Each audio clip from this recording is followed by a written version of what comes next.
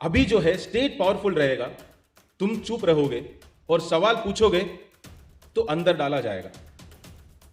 मेरे ऊपर भी 2 एफआईआर है। एक तो shame on you prime minister tweet करने पे एफआईआर है, तो वापस ना ज्वाइन करने के लिए भी एक एफआईआर है। मैं पूछ रहा था क्या पकड़ के कलेक्टर पे कुर्सी पे बिठाओगे क्या? मैं जुडिशरी नहीं जाऊंगा, कोर्ट नहीं जाऊंगा। वही है कि पुलिस का थप्पड़ से डर नहीं लगता साहब, जस्टिस के लेक्चर से लगता है। मेरे देश के लोग को रैंडमली पकड़ के अंदर डालने का पावर क्यों मेरे पास होना चाहिए? लड़ रहे थे किसी बात के लिए, पूरा उनकी मांग ही अलग कर देते हैं। वो बोलते हैं कि हमारे पास केस वापस ले लो, बस इतना काफी है। सीए एनआरसी के वक्त कई सारे मंच मैं और उमर शेयर किए हैं या फिर कहीं से साथ में बात किए हैं। मुझे नहीं लगता जो मैं बोलता था और वो बोलते थे उसमें कुछ ज़्यादा फ़र्क था। जो भी बात रखते थे हम एक ही सिमिलर बातें रखते थे, पर एक प्रिविलेज है मेजॉरिटी होने का, है ना। तो वो प्रिविलेज के साथ एक रिस्पॉन्सिबिलिटी भी आता है, साथ खड़े रहने का। जब 370 के बाद जिस तरीके से कश्मीर में पाबंदियां लगाई गई थी, तब मैंने इस्तीफ़ा दिया था ये कह के कि मुझे बोलना है, बोलने की ज़रूरत है, और जो भी चीज़ आप देश हित में है बोल के जब लाओगे और उसके खिलाफ कोई आवाज़ उठाए तो तुरंत उसको देशद्रोही बनाना बहुत आसान है।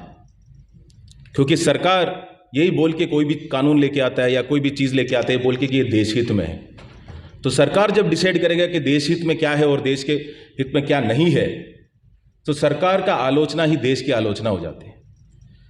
फिर सरकार के विरोध करना ही देश की विरोध करना हो जाता है, और एक कानून का या फिर एक पॉलिसी का भी विरोध करना जो है देशद्रोह बन जाते हैं। तो उस वक्त ये मुझे लगा था कि जिस तरीके से पाबंदियां लगाए गए थे काफ़ी लंबे टाइम तक, ना लोगों को बोलने दे रहे थे, ना टेलीफोन थे, ना इंटरनेट थे, ना कई सारे लोगों को, एक सीएम जो चाहे एमपी थे, सबको अंदर कर दिए गए थे। और ऐसे लगा कि कोई बोल नहीं रहा, जैसे हमारे वक्ताओं ने भी कहा। मुझे लगा बोलना चाहिए। ठीक है, आईएएस एक नौकरी है, कर रहे थे, पर इसमें रहते हुए बोलना मुश्किल है क्योंकि बहुत सारे कंडक्ट रूल्स है। तो ये इसको छोड़ देते हैं, इस्तीफा देते हैं, और उसके बाद अपनी बात रखते हैं। बात है कि 6 साल हो गया, मेरी इस्तीफा अभी तक मंजूरी नहीं हुआ। वो वैसे के वैसे ही रखा हुआ है, क्या है मुझे नहीं पता क्या प्रॉब्लम है। पर इसका ये भी मतलब है कि मैं अभी भी जो भी बोलूं वो भी ऐसे ही होगा कि मैं सर्विस में रहते हुए बोल रहा हूं, इसलिए सरकार के खिलाफ बोल रहा हूं, इसलिए मेरे ऊपर कानूनी कार्रवाई हो सकता है। पर बोलना जरूरी समझा, और उसी दौर लोगों से मिलने लग गए। करीबन 2019 अगस्त की बात है, जब अगस्त एंड की बात है, जब चेन्नई में एक टॉक में गया, और ऐसे मैं कह रहा था कि जो भी हम कर रहे हैं वो सही नहीं है। आप जो भी निर्णय लेना है, सरकार का जो भी निर्णय लेने का अधिकार वो तो है, पर उसके प्रक्रिया, उसके अपना रिएक्शन देने का जो राइट है, हक है, वो जनता का रहता है। उसको आप छीन नहीं सकते। आप इंजेक्शन भी दे दो, फिर रोने का हक भी छीन दो, ये सही नहीं है। तो ये मैं बोल रहा था, तो एक लड़की थी चेन्नई में स्पीच में, तो उसने ऐसे उठ के बहुत इमोशनली बोला है कि ये सब फालतू की फ्रीडम ऑफ राइट, ये सब जो आप कह रहे हो थियोरेटिकली बहुत अच्छा लगता है सुनने में, पर अगर मैं नागरिक ही नहीं रहूंगी तो ये कौन सी राइट की बात कर रहे हैं आप। तभी मेरा जो एक्सपोजर था सीए एनआरसी को लेकर वो हुआ। She was from Bengal. तो तभी मैं महाराष्ट्र आया वापस, and she was a Hindu, she is a Hindu. So Maharashtra आया और कहीं किसी से बात करने लग गया, तो 2 मुस्लिम फ्रेंड्स थे, उनसे बात किया और उनसे यही मैंने बोला कि ऐसे ऐसे बात हो रहा है उधर, और शी इज़ वेरी स्केर्ड, उसको डर लग रहा है बहुत। तो इन्होंने इमीडिएटली मुझे अभी भी याद है, एकदम सफ़ेद दाढ़ी, एकदम आंखों से ना आंसू निकलने लगे, वो दाढ़ी में ऐसे, और बोला कि कनन तुम्हें आइडिया नहीं है हम लोग क्या डॉक्यूमेंट इकट्ठा कर रहे हैं अभी, क्या क्या डॉक्यूमेंट चाहिए, मुंबई में हो रहे।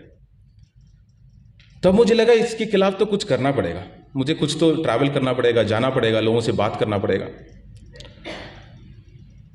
तो उसने एक बात कही मुझे कि मेरा जो दादा है वो शायद सुभाष चंद्र बोस के साथ आईएनए में लड़ाई किए थे, तो उनका कुछ सर्टिफिकेट होगा, वो अगर मिल जाए तो हम सेफ हैं, कोई प्रॉब्लम नहीं होगा। तो मैं भी बिल्कुल जोश में उसको कहा कि अगर वो मिल भी जाए ना तो तुम जला देना उसको, क्योंकि तुम्हारे पास तो है, बाकी लोगों के पास ऐसे सर्टिफिकेट तो होगा नहीं, तो वो क्या करेंगे अपने नागरिकता प्रूव करने के लिए। तो उसने मुझे बहुत अच्छा जवाब दिया। तो बोला कि कन्नन, तुम सारे कागज जला सकते हो, फिर भी तेरे ऊपर कुछ नहीं आएगा। मैं सारे कागज इकट्ठा करूं तो भी मेरे ऊपर आ सकता है, तो तुम मुझे लेक्चर मत दो, ये फालतू के लेक्चर मुझे मत दो। तब मुझे रियलाइजेशन हुआ कि मेरे पास भी नहीं है, पर मुझे वो डर ही नहीं है। मेरा कोई व्हाट्सएप ग्रुप में चल रहा है कि ये डॉक्यूमेंट होना चाहिए, नहीं होना चाहिए, मुझे वो डर है ही नहीं अंदर, क्योंकि प्रिविलेज है। वो प्रिविलेज का एहसास हुआ। तब मुझे लगा कि अब नौकरी तो रही नहीं इस्तीफा देने के लिए दोबारा, तो ट्रैवल करना चाहिए। वो उस दौरान उमर से कई बार मिला, मैं पर्सनली तो वैसे दोस्त की तरह तो कभी मिले नहीं, पर कई मंच शेयर किए हैं, एंड बहुत ऑनेस्टली बहुत इंप्रेस्ड हूं जो उनके थॉट प्रोसेस है। तो सबसे देखा जाए क्यों ये केस ऐसा है और नाम ऐसे क्यों है, देश में दो तरीके का, मेरा अंडरस्टैंडिंग से दो तरीके का नेगोशिएशन चल रहा है। एक जो है मेजॉरिटी और माइनॉरिटी के बीच में जो रिलेशनशिप है, उसको रीडिफाइन किया जा रहा है कि मेजॉरिटी के साथ माइनॉरिटी का व्यवहार ऐसा ही होना चाहिए, इक्वालिटी का नहीं हो सकता, एक ऊपर नीचे का व्यवहार होना चाहिए। उसका नेगोशिएशन कंटिन्यू जारी है। उसी के साथ साथ एक और नेगोशिएशन हो रहा है, वो है स्टेट और सिटीजन के बीच, स्टेट और नागरिक के बीच। जो सत्ता या जो पावर स्टेट से धीरे धीरे नागरिक के तौर आ रहा था, सवाल पूछने का, खड़ा होने का, 100 लोग नहीं चाहिए सरकार से सवाल पूछने के लिए, एक आदमी भी सवाल पूछ सकता है, वो जो डायरेक्शन में हम जा रहे थे वहां से हट के नहीं, अभी जो है स्टेट पावरफुल रहेगा, तुम चुप रहोगे और सवाल पूछोगे तो अंदर डाला जाएगा। ये बहुत एक सिंपल दोनों नेगोशिएशन चल रहा है, और ये केस मैं समझता हूं कि ये दोनों नेगोशिएशन का इंटरसेप्शन, जो मेजॉरिटी और माइनॉरिटी के बीच के रिलेशनशिप, और स्टेट और सिटीजन, जो स्टेट बता रहे कि हम जो मर्जी कर सकते हैं, तुम कुछ नहीं उखाड़ सकते हमारे, उसकी। अभी थोड़े वक्त पहले हम सुने, कह रहे थे कि मैं किसी के ऊपर आलोचना नहीं कर रहा हूं, पर शौक लगा कि कौन से बेंच पे होगा, उसके बेसिस पे बेल मिलेगा कि नहीं मिलेगा, ये एंटिसिपेट करना पड़ रहा है लोगों को। तो कल क्या मतलब, घर से झगड़ा करके आए तो बेल मिलेगा कि नहीं मिलेगा, इस पे भी सोचना पड़ेगा। मैच हार के आया या स्टॉक मार्केट गिर गया तो आज मेल नहीं मिलेगा। उनकी मूड थोड़ी ना है, जस्टिस जजेस की चैरिटी नहीं है, तनख्वाह देके बिठाया गया है, वो कोई चैरिटी सर्विस नहीं दे रहे जनता को। स्टेट की एक्सेसेस को रोकने का प्राइमरी काम है जुडिशरी का, इंडिविजुअल को स्टेट के एक्सेसेस से बचाने का ये काम है, ये उनकी प्राइमरी रेस्पॉन्सिबिलिटी है। मेरे ऊपर भी 2 एफआईआर है, एक तो shame on you prime minister tweet करने पे एफआईआर है, shame on you prime minister tweet करने। वो अहमदाबाद एसओजी में है, पता नहीं स्पेशल ऑपरेशंस ग्रुप में है या कुछ है,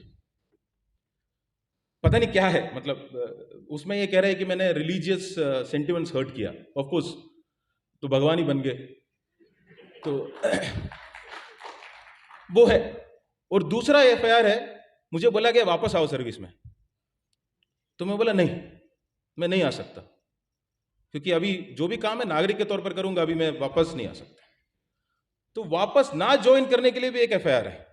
मैं पूछ रहा था क्या पकड़ के कलेक्टर पे कुर्सी पे बिठाओगे क्या, कि क्या करने वाले हो, मतलब इरादा क्या है इसका। पर मुझे यह बात था कि मैं जुडिशरी नहीं जाऊंगा, कोर्ट नहीं जाऊंगा, वो that is my commentary on the judicial system. मैं अपने केस में सोचा है कि मैं नहीं जाऊंगा, मेरा इस्तीफा नहीं हुआ 6 साल से, मैं नहीं गया कोर्ट, मैं नहीं गया कैट। वो एक सेइंग है ना, थप्पड़ से डर नहीं लगता, वही है कि पुलिस का थप्पड़ से डर नहीं लगता साहब, जस्टिस के लेक्चर से लगता है। मैं जुडिशरी में जाके अपना केस लड़के उनके मुंह से लेक्चर नहीं सुनना चाहता कि आपको सर्विस में रहना चाहता था कि नहीं, आपको देश की सेवा करने का मौका था, आपने क्यों नहीं किया, आप ऐसे कर सकते थे, आप वैसे कर सकते थे। भाई अपना काम कर। As an adult citizen of this country, मेरे लिए क्या भला है ये सोचना जुडिशरी का काम नहीं है। मेरा हक क्या है उसको इंश्योर करना उसका काम है। ये समझना तुम लोगों के लिए ये सही होगा या गलत होगा, ये सब सोचना नहीं है। जुडिशरी का फंड भी जो है ना, वो पार्लियामेंट की वोटिंग से नहीं आता, उनको चार्ज वो करते हैं। क्यों? क्योंकि उनकी अकाउंटेबिलिटी एग्जीक्यूटिव से अलग होकर स्टेट पब्लिक के लिए है, रिस्पॉन्सिबिलिटी है ये। मैंने ग्रांट किया बेल, घर से लेके आया था 4 बेल, 2 दे दिया। काम है आपका देना, ये राइट है जो है उनको मिलना। लॉयर्स अपनी बात रखने से डरते हैं क्योंकि उनको लगता है कि कुछ बोल दिया और उस बात पे उनका जो जस्टिस है वो मूड पे डिपेंड होगा।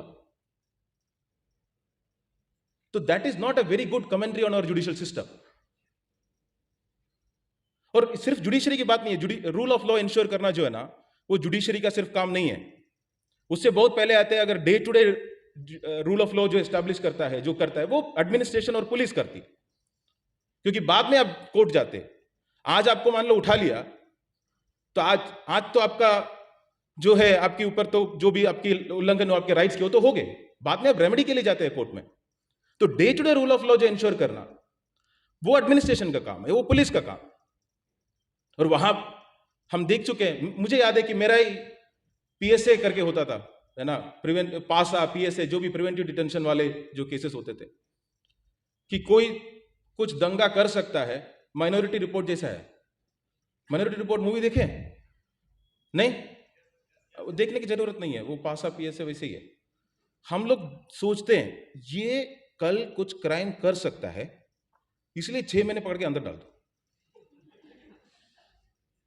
मतलब 1 दिन 2 दिन नहीं, 6 महीने तक। और वो कोर्ट भी नहीं जा सकता, एक बोर्ड है उधर जा सकता है। फिर उस मतलब कहां से आता है ये आइडिया कि अच्छा इसका शक्ल नहीं अच्छा लग रहा है, इसको गुंडा एक्ट में, पीएसए में, ना एनएसए में, ना पासा में, कुछ भी अंदर कर सकते हैं। Preventive detention in some states up to 2 years, 2 साल तक कर सकते हैं। मुझे याद है मेरे पास ये पावर था, मेरे को समझ में नहीं आया कि क्यों है। मेरे ये लोग, मेरे देश के लोग को रैंडमली पकड़ के अंदर डालने का पावर क्यों मेरे पास होना चाहिए? पहली बात तो ये समझना जरूरी है कि हमारी जनता है। आप सरकार से सवाल पूछे ना पूछे, सहमत हो ना सहमत हो, जनता हमारी है, इस देश की है। और उनके ऊपर रैंडम डिस्क्रिशनरी पावर्स, मतलब देशद्रोह, सेडिशन की बात करते हैं। देश प्रेमी कौन होता है?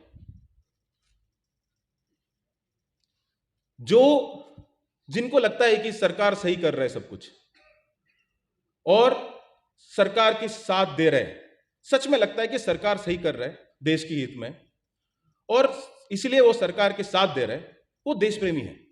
क्योंकि उनको दिल से लगता है कि जो भी कर रहे हैं वो सही है।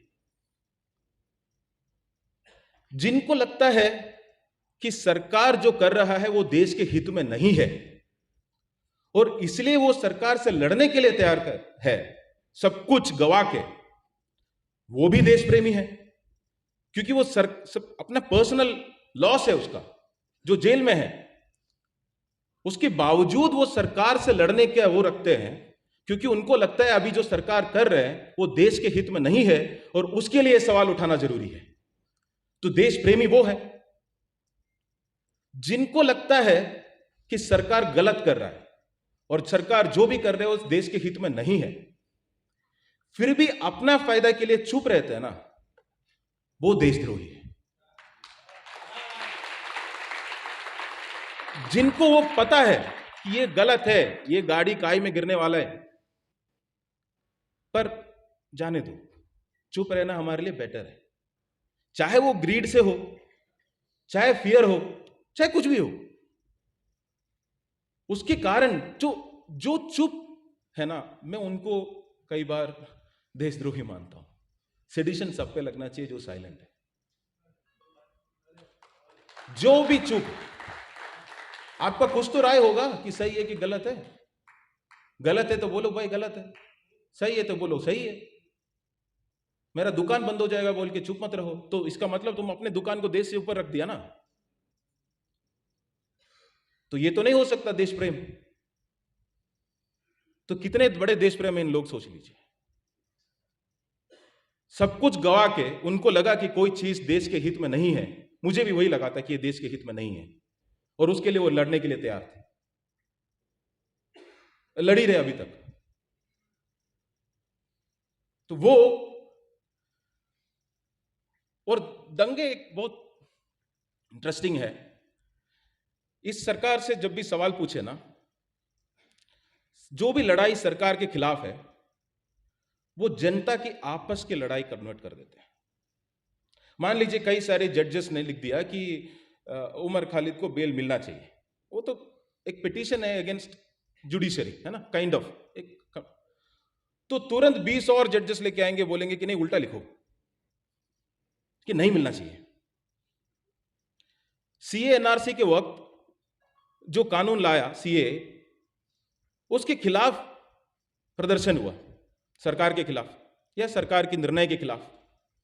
उस निर्णय के खिलाफ हुआ क्या कि सरकार से हम प्रेशर डाल पाए थे कि वापस ले ले।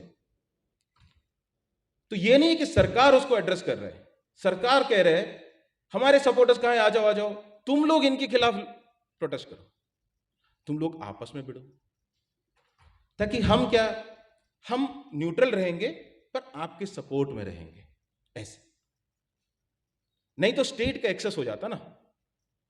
शाहीन बाग के अगर लोगों को पुलिस अगर रिमूव करते तो बोलते कि स्टेट एक्सेस है ना, पुलिस ने ब्रूटल लाठीचार्ज कर लिया, हटा दिया, निकाल दिया, ये जो भी है। पर आपस में लड़के हो गए या लड़वा के हो गए तो आसान हो गया ना। जिनके ऊपर केस करना है, जिनके ऊपर नहीं करना है, वो तो स्टेट की डिस्क्रिप्शन है, जिससे करवाना है नहीं करवाना है। 5 साल से ये एक जगह नहीं है, आप फार्मर्स प्रोटेस्ट में देख लीजिए, सेम चीज मणिपुर में देख लीजिए। क्यों? कुकीज का प्रोटेस्ट मेतेज के खिलाफ थोड़ी ना थे, कुकीज का प्रोटेस्ट मणिपुर गवर्नमेंट या हाईकोर्ट के डिसीजन पे थे। Why should another section of people respond to it? It is against the government. Anna Hazare के आंदोलन में अगर उस टाइम जो प्रोटेस्ट कर रहे थे करप्शन के खिलाफ, तो वो कांग्रेस की सरकार बोलते कि नहीं नहीं अभी हमारा सरकार आएंगे और अब एक दूसरे से लड़ते रहो यहां पे। तो making a people versus state protest into a people versus people fight, that's one of the easiest way without any culpability for the state. State का कोई कल्पेबिलिटी नहीं है उसमें, तो केस लड़ रहे हैं। और जिस केस को वो कह रहे हैं कि यूएपीए है, एक तो ये सोचना चाहिए कि कितना ज्यादा हमने टेररिज्म, नेशनल सिक्योरिटी को ट्रिवियलाइज कर दिया। यूएपीए किसके ऊपर लगते थे? टेररिस्ट के ऊपर, है ना। और हम अभी यूएपीए लगा रहे जिन्होंने भाषण दिया, जिन्होंने बात की है, जिन्होंने प्रोटेस्ट करने का आह्वान दिया। हम एक तरफ सोच रहे हैं कि इनको टेररिस्ट बना रहे, हम दूसरा सोचे कि एक्चुअल टेररिस्ट को हम कितना सिंप्लीफाई कर रहे हैं, कितना ट्रिवियलाइज कर रहे हैं। कल एक एक्चुअल टेररिस्ट केस अगर आ जाए तो भी हमें ऐसे लगेगा ये तो यूएपीए तो लगाते रहते सबके ऊपर, सबके ऊपर लगाते हैं। जब इनके ऊपर लगा रहे तो उनके ऊपर वो भी सही होंगे, वो भी कैसे गलत हो सकता है? जब आपने कह दिया कि यूएपीए जैसे इतनी बड़ी एक दायरा आपको लगाना है इनके ऊपर, इतना इंपॉर्टेंट है, तो 5 साल आपको क्यों लग रहा है कि इसकी ट्रायल शुरू करने में? आप खुद ही कह रहे हैं कि बहुत इतना सीरियस मामला है कि यूएपीए लगाना है, खुद ही कह रहे हैं। इस दौरान जो है कई सारे एक्चुअल केसेस, राइट्स के केसेस, उसके डिसीजन हो चुके हैं, उसके एक्विटल्स हो चुके हैं, बहुत सारे में लोग छूट चुके हैं। एक्चुअल जो राइट दंगे के केस में लोग छूट चुके हैं, ट्रायल होके खत्म होके निकल चुके हैं, घर जा चुके हैं। पर जो कॉन्स्पिरेसी के जो एंगल डाल रखा है, उनकी ट्रायल अभी तक नहीं शुरू कर रहे। तो कितना ज्यादा लापरवाही है, कितना ज्यादा रिलैक्स्ड एटीट्यूड है, जिसको आप खुद ही सीरियस बोल रहा है, नेशनल सिक्योरिटी इश्यू कह रहा है, उस पर आपका यह रवैया है। तो या फिर आप इनकॉम्पिटेंट है या आप कॉम्प्लिसिट है, इनमें से एक तो है। काफी वक्त से कई बार लगता है कि कुछ बोलूं तो है ना उल्टा ना पड़ जाए, क्योंकि हम ये भी चाहते हैं कि बेल मिल जाए, ये भी हम जानते हैं कि कहीं ना कहीं चैरिटी ही है, नहीं होना चाहिए। पर ये पता है कि कोर्ट के उस दिन का मूड और क्या उनको लगता है, क्या उस चीज का कौन सी बेंच है, ये सबके ऊपर निर्भर रहेगा कि उनको बेल मिलता है कि नहीं। तो कुछ बोले तो नेगेटिव ना हो जाए, बट कितना टाइम चुप रहेंगे कि हाँ ये सोच के कि मिल जाएगा। कितने ये होता ना अब्यूजर, कई बार लगता है कि जो अब्यूज करते हैं चुप रहेंगे तो शायद अब्यूज बंद हो जाएगा, पर एक वक्त के बाद आपको लगता है कि नहीं अभी बोलना पड़ेगा, ये नहीं हो सकता ऐसे, ये कब तक ये चलता रहेगा। इतना ही मैं बोलना चाहूंगा अभी। I hope all of them get bail, and bail is the least of the matter. Bail should have been given long back. And see, ये एक मेजर सारे प्रोटेस्ट में चलते हैं। मान लो प्रोटेस्ट की मांग कुछ है तो क्या करते हैं, 10 लोगों को उठा के 10 केसेस डाल देते हैं। तो उसके बाद क्या मांग रहते हैं, प्रोटेस्ट की मांग खत्म हो जाते हैं, लोग बोलते हैं कि हमको रिहा करो। मतलब लड़ रहे थे किसी बात के लिए, है ना, उनको पूरा उनकी मांग ही अलग कर देते हैं। वो बोलते हैं कि हमारे बस केस वापस ले लो, बस इतना काफी है, हमारे बाकी सब छोड़ दो, हमारा केस वापस कर दो। तो हमें ये भी रियलाइज करना है कि बेल, दिस इज मतलब in my mind there is no doubt, and we don't have to go into a lot of legalese and discussion and over rationalization of clear injustice. A lot of the discussion what I felt was over rationalization, मतलब बहुत ज्यादा उसको इम्पर्सनलाइज करते हुए, ऐसे लग ही नहीं रहे कि कोई एक्चुअली जेल में है, ऐसे लग रहा है कोई पत्थर है जेल में, अभी कभी मिल सकता है, नहीं मिल सकता है, उसका ये रीजन है, वो कानून है, ये कानून है। It's we are talking about human beings, we are talking about our people, not just in terms of our people, in terms of those who are ideologically aligned with us, but Indians. This is a question of whether as a state, as a country, we stand by our citizens or not, and whether judiciary supports us in this fight. Thank you. खबरों में बने रहने के लिए forum 4 को subscribe करें और notification पाने के लिए बेल आइकन दबाएं।